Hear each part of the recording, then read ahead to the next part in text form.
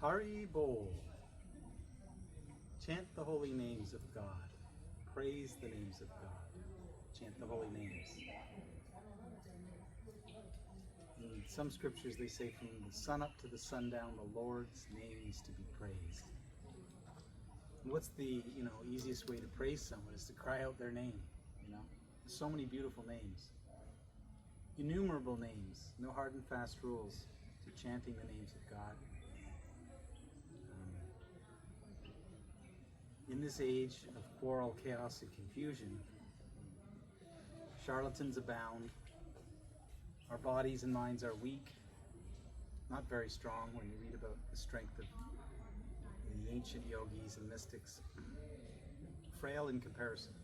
And so in this age, the process for self-realization and God-realization is really, really simple and easy.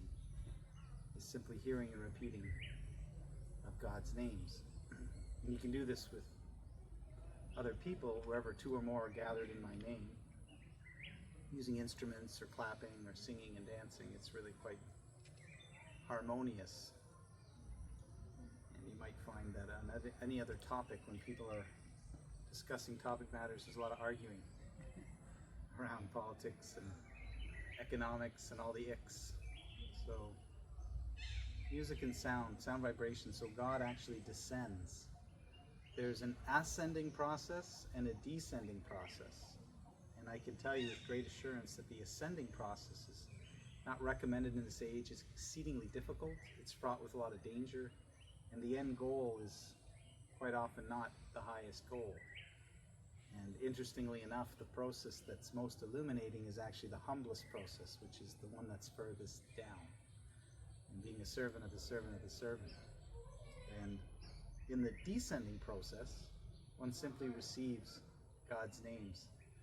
And you don't have to rely on one's own strength, or obviously you have to do some effort. You have to open your mouth and chant, hearing and repeating. There's hearing, Shravanam, Kirtanam, Vishnu Shmaranam. Hearing, repeating, remembering, worshiping, offering, devoting, making sacrifice, and engaging in loving service. There's sentimentalism, which is just accepting anything, and there's cynicism, which is rejecting everything. And these are both dangerous qualities to have when approaching the absolute truth and the devotees of God. So we have to be inquisitive, submissive, humble, all the things that are really not in vogue these days. So the ancient virtues of patience and humility and modesty and chastity and gratitude and forgiveness. These are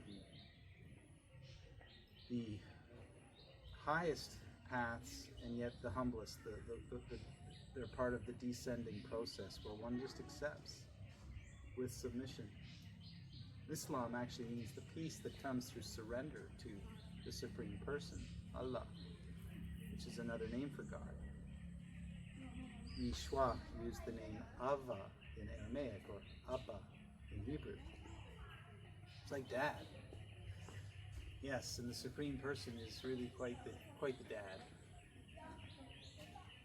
And rather than trying to climb a mountain on one's own strength, which is impersonal, when the absolute truth is a person, he can move closer and further away, and that's up to him. So it requires grace as well, and sweetness and gentleness. These are the qualities that are most attractive to him as well. So with great love and respect, I encourage you to please chant the names of God. Taste the sweetness of their qualities. And in the names of God are all things. The qualities of God, the pastimes of God, the forms of God, the paraphernalia of God, the abodes of God, the pastimes, the entourage of God, the associates of God.